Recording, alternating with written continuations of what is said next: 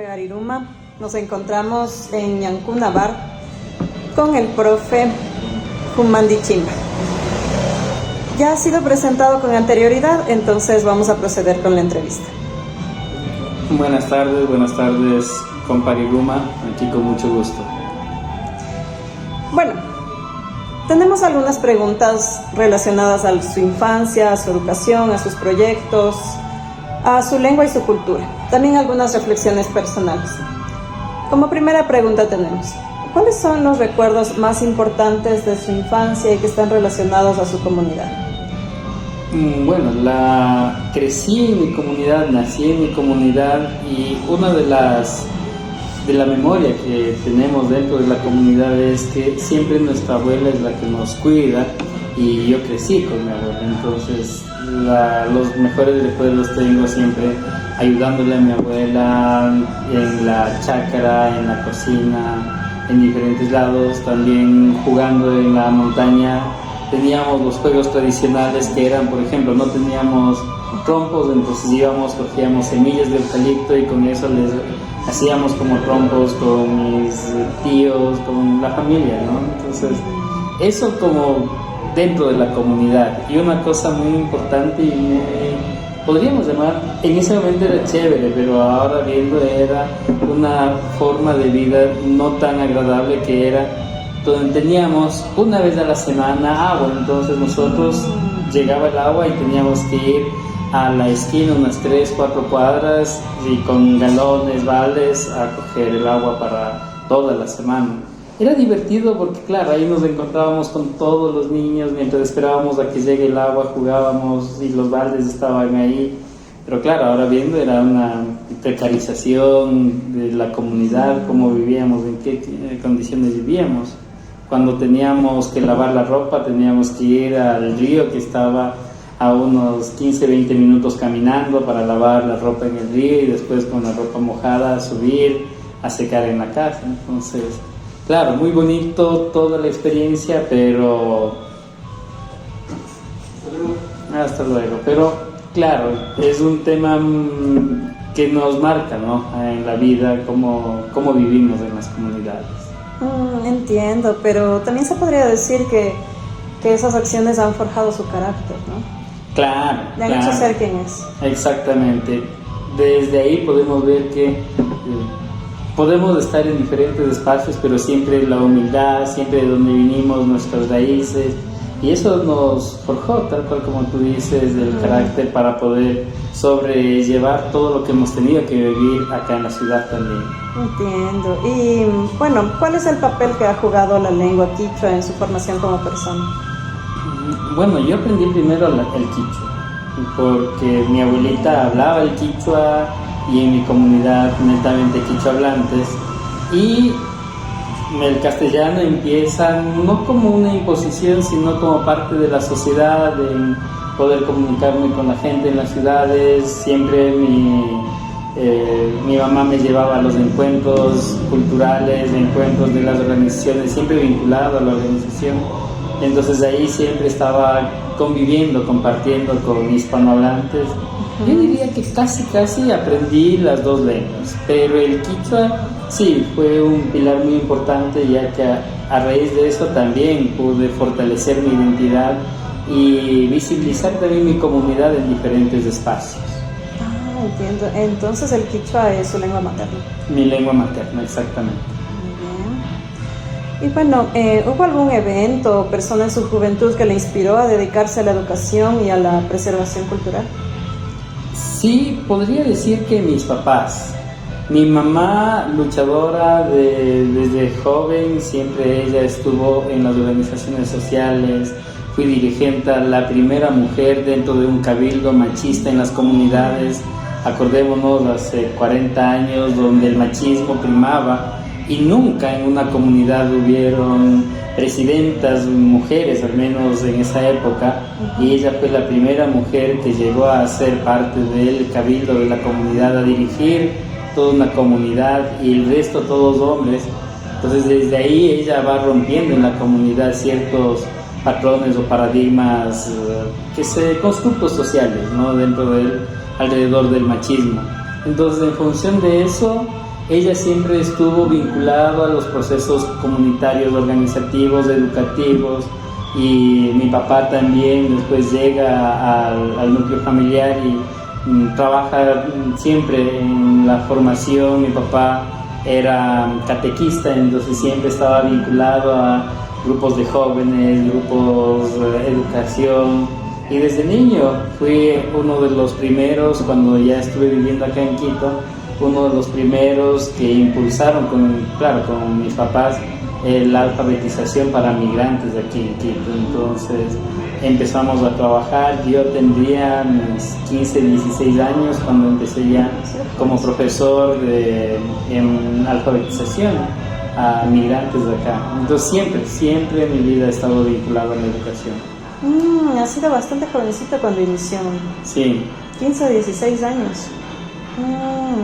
Eso como formal podríamos decir, porque claro, era algo más formal ser profesor ya de gente adulta, pero desde niño siempre estuve inmiscuido en los encuentros en todo lado. Siempre había como el compartir la lengua, ¿no? Porque íbamos a algún encuentro en algún lugar, en alguna provincia, entonces compartía, y eso también, ahora que sabemos, es parte de la educación.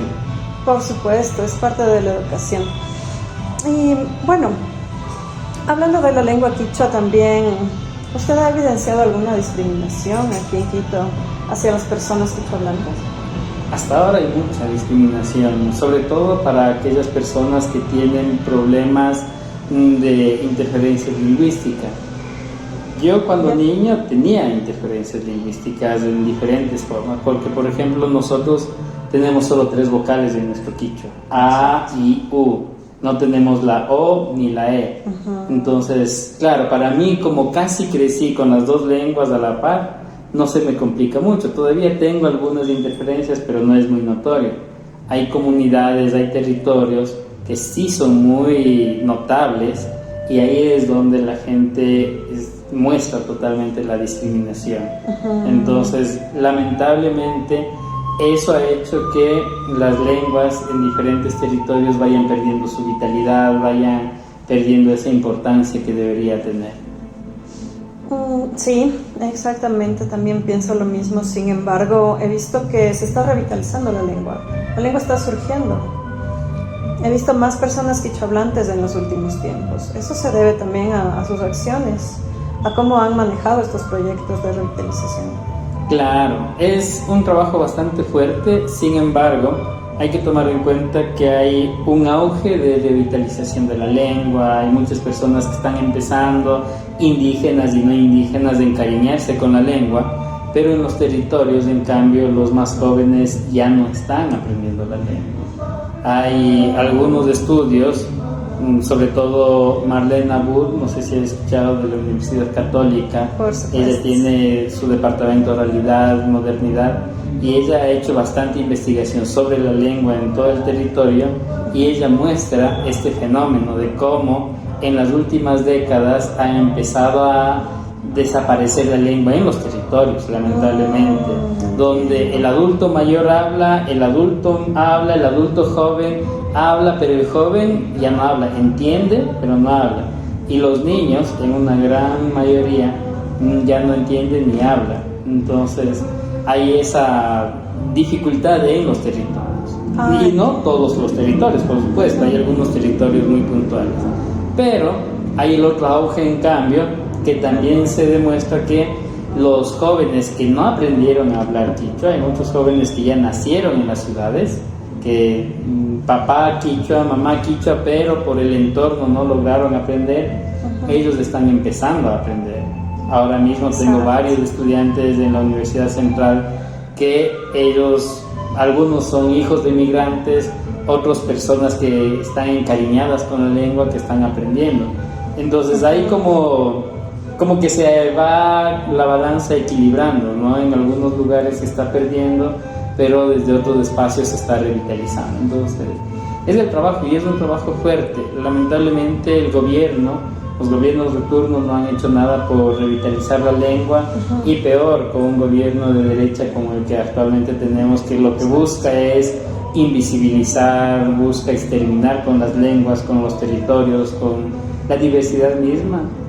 Algo súper complicado. Y como un subsecretario, un secretario de Educación Intercultural Bilingüe que en vez de fortalecer las lenguas, hace lo que el gobierno de turno quiere. Entonces eso ha hecho que sí sea complicado. La educación desde la primaria es muy precaria hablando lingüísticamente, porque sí, debería haber más presupuesto para la lengua, para la investigación, para la producción literaria en las lenguas, pero no existe, y lo poco que sale son desde las iniciativas particulares antes que desde las iniciativas propias del gobierno, que debería el gobierno tener esas políticas, ¿no? Sí, debería. En mi postura como educadora también me he dado cuenta de que es muy poquito, serán unas 2 o 3 páginas en cada libro que se dedica a las culturas y nacionalidades. No hay más. Exactamente. Bueno, ¿y cuáles son los desafíos que ha enfrentado al estudiar y avanzar en su carrera académica? Bueno, hay varios desafíos. Entre esos, creo que es bueno, a veces son desafíos, pero también son ventajas el ser diferentes, ¿no? El ser de pueblos y nacionalidades, porque ha habido espacios en los que me he sentido excluido de diferentes círculos académicos por el mismo hecho de ser de pueblos y nacionalidades, pero ha habido otros, en cambio, que se han abierto. Entonces, sí, lamentablemente, actualmente, en estos momentos, se ha perdido mucho los beneficios que se tenía antes para poder estudiar. Antes había muchas becas para pueblos y nacionalidades, había muchas facilidades de ingreso a las universidades a todos los niveles, pero ahora es muy complicado, es mucho más difícil, no hay becas, no hay presupuestos, sí se ha complicado. Pero yo creo que más que reto, yo creería que es el cómo nosotros buscamos los espacios académicos para seguir creciendo, porque no importa si es con beca o sin beca, si es que uno quiere, también puede ser autodidacta y puede seguir creciendo académicamente, ¿no? Entonces sí, hemos podido crecer, seguir adelante. Ha sido complicado, por supuesto, pero aquí estamos. ¿Pero qué le motivó a estudiar pedagogía crítica a un nivel tan avanzado como el PhD? Ha sido siempre su camino el de la educación, ¿verdad? Bueno, no siempre, la verdad. Bueno, desde niño siempre he estado inmiscuido en la educación, pero hubo un momento de mi vida en el que quería ser médico. Entonces, como cuando ya en el colegio, la primaria estudié en mi casa, en educación libre. La secundaria estuve hasta 4º curso en una educación intercultural a distancia, bilingüe también. Y de ahí, porque quise estudiar medicina, me cambié a un colegio hispano, y ahí fue un poco la discriminación de los otros, ¿no? Claro, uno de los pocos indígenas, creo que en todo el colegio habíamos 2 o 3 indígenas, un colegio bastante grande. Entonces, claro, y una anécdota muy interesante es que cuando estaba ya el primer trimestre, porque todavía era por trimestres, primer trimestre, le llama el profesor de matemáticas a mi mamá, y cuando llega mi mamá le dice: señora, por favor, no queremos que le castigue a su hijo. Y mi mamá me regresa a ver qué hiciste. Entonces dicen: todos los que vienen de educación alternativa, educación libre, educación en casa, siempre tienen problemas en las materias exactas. Y en matemáticas, sí, yo me acuerdo que el primer examen me había sacado creo que 0,2 por haber puesto el nombre. Y los trabajos, claro, siempre en la educación a distancia, como es autoeducación en su mayoría, siempre hay ciertos vacíos, al menos en esas áreas, ¿no? En cambio, hubieron otras áreas que sí me defendía mucho mejor que los otros. Y claro, dijeron: siempre pierden el primer año cuando vienen, así es que su hijo va a perder el año. En matemáticas al menos va a perder el año. Mi mamá después de eso salió, me dijo: tú verás si es que realmente quieres perder el año o si quieres pasar. Yo no te voy a castigar, no es tu decisión. Y yo decidí en pasar. Entonces me dediqué, pedí a mis compañeros que me pasen los apuntes, que me ayuden, y no me quedé ni a supletorios. Ajá, entonces se admiró el profesor, porque dijo, nadie ha logrado, después de tener tan bajas notas en el primer trimestre, tener notas tan altas en los 2 últimos para pasar sin quedarse a supletorios. Qué bien, eso puede haber sido un desafío, ¿no? Claro. Sobre todo a quienes no se nos dan mucho los números, que es complicado. Sí, súper complicado. Pero bueno, ahí está su estudio y su persistencia también. Claro. Y después de eso iba a estudiar medicina, pasaron varias cosas en mi vida y decidí continuar con la educación, que siempre ha sido también una de mis pasiones, y he aquí. Un nivel de PhD. Bueno, ahí le deseamos todos los éxitos. Muchísimas gracias. ¿Y qué le llevó a involucrarse en proyectos interculturales y de liderazgo juvenil? El mismo hecho de que crecí en un entorno de organización.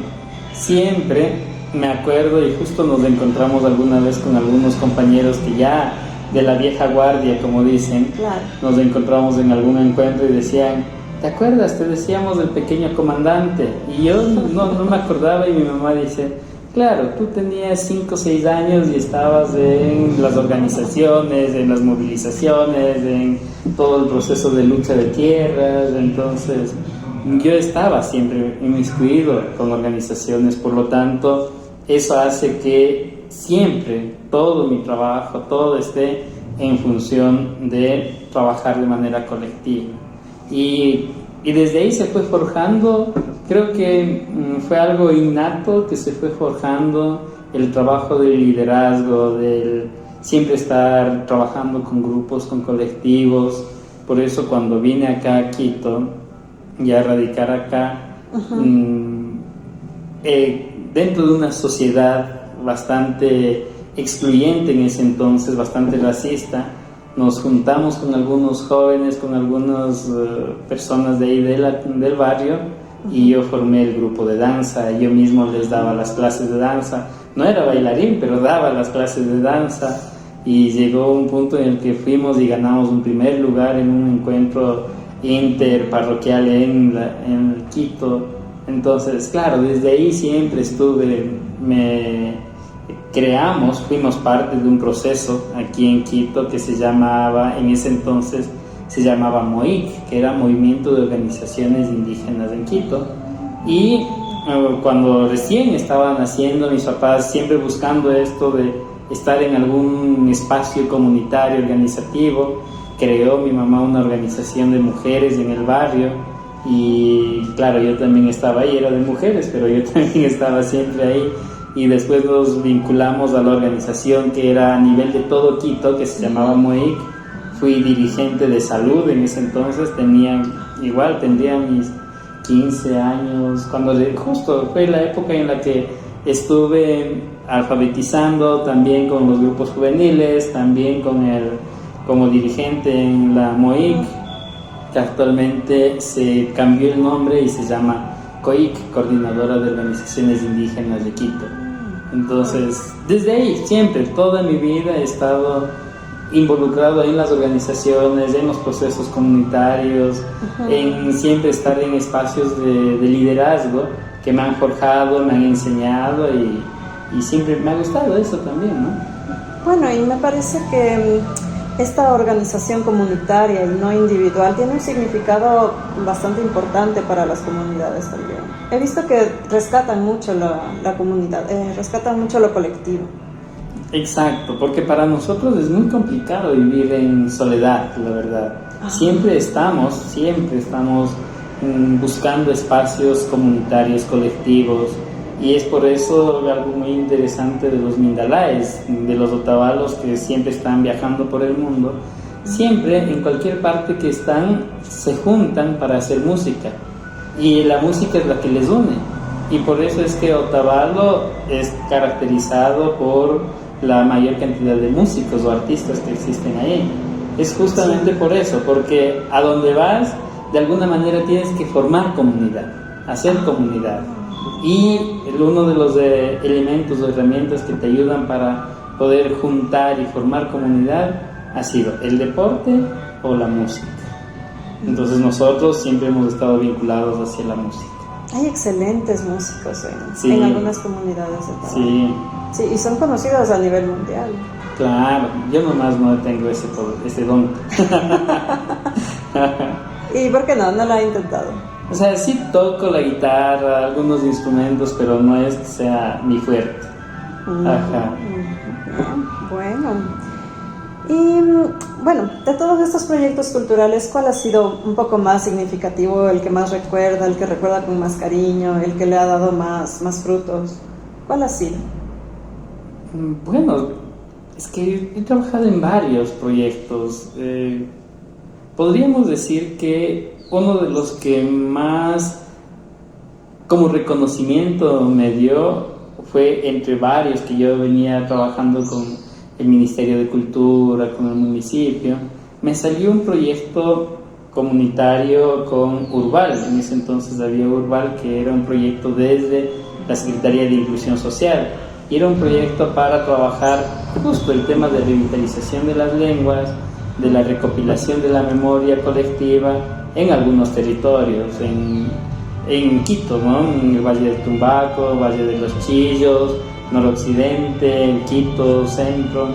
Entonces, y fue muy bonito porque trabajé con varios territorios, varios jóvenes, varias comunidades, y ahí me di cuenta que aquí en Quito existen quichohablantes y hay mucha gente que son no por migrantes, sino porque son quitucaras, son nativos, son quichuas propios de aquí. Porque yo creía que sí hay quichohablantes, pero son o migrantes del sur del país o migrantes del norte del país y por eso son quichohablantes, pero no. Ahí me di cuenta que son territorios ancestrales propios que hablan la lengua aquí. Muy interesante. ¿Y por qué digo que ese me dio frutos? Porque después de eso entregué el informe, presentamos hicimos algunos videos sobre eso, presentamos y en esa presentación estuvo una persona que les habían invitado. Y después de unos 15 días me llaman, ¿sabes qué, Jumandi? Necesitamos que nos ayudes con todo lo que conoces. Ven a ser el director de la Casa de las Juventudes en el municipio. Entonces fui, gracias a eso, se hicieron algunos vínculos y claro, y siempre trabajando de manera colectiva, y eso hizo que pueda tener también aquí en Quito una red red cultural, gente que siempre ha estado vinculada en el arte, en la cultura. Entonces sí me ha apoyado bastante. Yo creo que ha habido muchos, pero ese yo creería que es uno de los que personalmente me ayudaron y fueron un proyecto directamente que nació de mí, que se elaboró, se desarrolló con mi dirección y logré generar algunas cosas. Bueno, pero ¿cuáles han sido las estrategias para esta revitalización de la lengua? ¿Cómo influyes en tus estudiantes? ¿Cómo ha sido? Es complicado, porque muchos, ahora que ya es válido para el proceso de titulación, muchos vienen por, ya, tengo que cumplir con mis requisitos y ya. Pero antes era más chévere, como cuando tú estabas en el curso en algún momento, me acuerdo, hace años, Sí. que todos los que venían eran porque realmente están encariñados con la cultura, con la lengua, con la cosmovisión. Entonces era mucho más fácil porque ahí vas involucrando la parte gramatical que es necesaria, la parte cultural, la cosmovisión, la narrativa. Entonces todo eso confluye y era mucho más, podría decir que fluía de manera más armónica. En cambio ahora es, claro, sí hay todavía jóvenes que están con estas ganas y por eso mismo siguen quichua, pero muchos dicen, o sea, sí me gusta y todo, pero es por el requisito, porque si no, no seguiría. Entonces, claro, ahí siempre una de las estrategias principales que yo uso es la narrativa, el hablar las historias, las experiencias y las salidas de campo, ir a la comunidad, a los rituales, a las, no sé, a la siembra, depende de los espacios, depende de las fechas, las épocas, y eso hace que la gente diga, no es solo lo que hablas aquí en el aula, sino también es lo que vives. Y yo creo que eso es muy importante para los procesos de revitalización. Sí, Sí, recuerdo. Usted nos hablaba bastante de la cosmovisión y de algunas narrativas también. Y era muy interesante y como que nos sentíamos apropiados también de esta identidad cultural. Sí, claro que recuerdo. ¿Cómo equilibras la promoción de la diversidad cultural con las demandas del mundo moderno? Bueno, yo creería que lo más importante es hacer un proceso de Iskayachay. ¿Qué es el Iskayachay? Son los dos saberes. Y ese es algo que mis papás vienen trabajando desde la escuela que ellos tienen. Ellos crearon la escuela justamente conmigo en el proceso en el que dijeron: no queremos ponerle a mi hijo en una educación globalizante, normal, en una ciudad. Entonces dijeron: no, vas a estudiar en la casa, y desde ahí empezó un proceso de crear una escuela. Entonces yo digo, claro, no es la forma, pero yo digo, soy el primer experimento de mis papás, porque conmigo todavía no había una escuela, no había nada estructurado. Entonces conmigo empiezas a decir, a ver, qué es lo que hay que hacer, qué es lo que no hay que hacer. Y terminando la primaria, terminamos 4, ellos 4 fuimos a dar un examen en una escuela común, en una escuela normal. Entonces, claro, desde ahí mis papás siempre han estado luchando y buscando el Iskayachay, enseñar todo lo que Occidente moderno pide que se sepa actualmente por la modernidad, la globalización, los avances tecnológicos y todo, pero siempre equilibrados con el conocimiento de los pueblos y nacionalidades, las cosmovisiones, porque no es lo mismo mi cosmovisión que la cosmovisión de la Amazonía, de la costa o de las otras provincias de aquí mismo. Y exacto. El tema de las fiestas también. Para mí el Inti Raymi es la fiesta principal, pero hay algunos antropólogos, sociólogos y hasta docentes que dicen: el Inti Raymi es la fiesta principal de los indígenas y alrededor de ellos tenemos 4 fiestas: el Inti Raymi, Capac Raymi, Pauca Raymi, Colla Raymi. Pero con eso invisibilizamos a las otras festividades de otros pueblos que son principales también. Por ejemplo, para mí el Inti Raymi es la más importante, pero hay otros pueblos que para ellos es el Pauca Raymi la más importante, para otros es el Colla Raymi, y hay otros que ni siquiera están dentro de los 4 Raymis, sino son otros Raymis propios de ellos, que son más importantes que cualquiera de las fiestas. Entonces, por eso es muy importante generar estos procesos de Iskayachay, pero contextualizados a tu territorio, a tu realidad, a tu propia vivencia. Y todo este trabajo mis papás vienen realizando y lograron, podríamos decir que incluir el Iskayachay y el calendario agrofestivo dentro del currículum de pueblos y nacionalidades en el Ministerio de Educación Intercultural, a la cual el MOSEIR, que es el modelo de educación intercultural, le incluye el calendario, pero eliminan el término ritual agrofestivo, sino dicen calendario vivencial.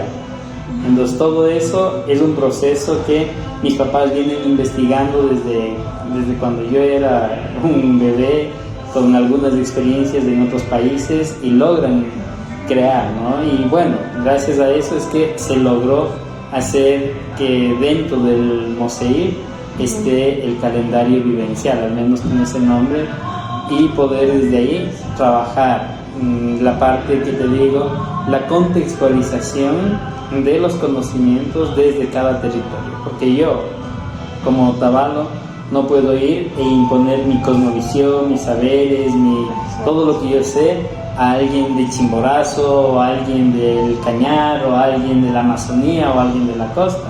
Cada uno de ellos tiene su propia contextualización, sus propias cosmovisiones. Entonces eso es muy importante. Y yo creo que por eso es muy importante lo que tú preguntas, ¿no? ¿Cómo hacer que haya una balanza? Es justo ese Iskayachay, pero contextualizado de acuerdo a tu territorio, de acuerdo a las circunstancias y de acuerdo al área con el que estás. Mi área es, académicamente hablando, es universidad. Entonces yo tengo que trabajar desde ese vínculo. Pero si me han pedido que vaya a dar talleres en escuelas, en colegios, tengo que contextualizar de acuerdo a el público, al territorio. Entonces, sí, es muy necesario, pero es muy importante. Entiendo. Y bueno, ¿de qué depende esta celebración de los Raimis? ¿Es de la ubicación del territorio o depende de algo más? ¿O es el ser social, las vivencias que tiene cada pueblo? Bueno, es todo lo que tú dices. ¿Por qué? Porque primero tenemos los 4 Raimis, vienen de acuerdo al calendario solar. Entonces tenemos los equinoccios y los solsticios. Esos son los 4 principales. Pero también hay que tomar en cuenta que la cultura no es monótona, no es única, sino la cultura va moviéndose, va evolucionando, va siempre transformándose de acuerdo a su entorno, a la sociedad, a cómo va creciendo cada comunidad. Entonces, en función de eso, han habido territorios que han sido actualmente, podríamos decir que hasta impuestos con el Inti Raymi. Se me ocurre, voy a Loja, hubo en algún momento un encuentro allá en Loja, fuimos a Loja y los jóvenes tocando música de Otavalo. Pero yo como Otavalo orgulloso, ¿no?, de que todo el mundo toque mis canciones. Claro. Pero como precursor, como alguien que está buscando que se revitalicen los saberes desde la localidad, es terrible, porque ahí estás globalizando, es indígena, pero estás globalizando solo un saber y se está perdiendo lo suyo. Entonces ahí se habló, y a raíz de eso es que han habido muchos jóvenes que nuevamente vuelven a retomar sus canciones, a retomar sus ritmos propios otra vez, y los grupos antiguos que ya no estaban sonando empiezan a sonar nuevamente con fuerza. Entonces es eso, ¿no? Porque hay que tomar en cuenta que cada pueblo, cada cultura tiene sus músicas, sus ritualidades, sus formas y sus festividades también. Porque para los saraguros, por ejemplo, el Capac Raymi es la más fuerte. La fiesta principal para ellos es el Capac Raymi. Para nosotros en Imbabura es una celebración, es un ritual, pero hasta ahí. Pero para ellos esa es la más importante. El Inti Raymi, en cambio, para ellos sí es una celebración, es una festividad, hacen su celebración, pero no es la principal. Pero para nosotros el Inti Raymi es la principal. Y si vamos, por ejemplo, a Guaranda, vamos a Riobamba, ninguna de las dos es principal. Para ellos es el Pauca Raymi, porque son los carnavales. Entonces, y si hablamos hasta festivamente, ya la forma como lo festejan, es muy parecido. En el Inti Raymi nosotros vamos de casa en casa. En el Capac Raymi los saraguros van de casa en casa. Y los cañaris, los guarancas, los puruáes, en el Pauca Raymi van de casa en casa. Y así, hay diferentes festividades. Por lo tanto, yo no puedo decir, no, esta es la principal, porque este es el equinoccio, este es el solsticio. No, hay otros que dicen, sí, se celebran, se hace ritual y todo, pero para mí eso no es la principal. Para mí, culturalmente, esto es lo principal. ¿Por qué? Porque alrededor de eso hay toda una cosmovisión, hay toda una historia, hay un montón de información alrededor de eso. Bueno, es muy importante y muy interesante a la vez. Yo no sabía, por eso me encanta hacer esto de entrevistas, porque se puede conocer acerca de los pueblos y de su propia cosmovisión. O sea, si ustedes se impondrían ante los demás pueblos, eso significaría actuar igual que una colonia, por ejemplo. Exactamente, volvemos a ser colonizadores. Y es lo que actualmente en algunos territorios hablantes de lenguas nativas, en nacionalidades, sobre todo amazónicos, hemos tenido este problema. El quichua está siendo un idioma colonizador. ¿Por qué? Porque hay muchos que dicen, ¿para qué estar aprendiendo mi lengua, que somos tan poquitos los que hablamos, 20.000, 10.000, 5.000 hablantes? ¿Por qué no hablar mejor el quichua que se habla en todo el Ecuador? Que el quichua está dentro de la Constitución. Entonces se empieza a quichuizar, y ha pasado, y hubo un fenómeno en la Amazonía en el que todo el mundo quería ya, ¿para qué hablar zápara? ¿Para qué hablar achuar? ¿Para qué hablar si somos tan pequeños, tan poquitos los hablantes? Mejor hablemos quichua que todo el mundo habla. Entonces empezamos también a hacer como una lengua globalizante, homogenizante. Volvemos a ser colonizadores, aunque el término no debería ser ese, pero conceptualmente sería, ¿no? Esa.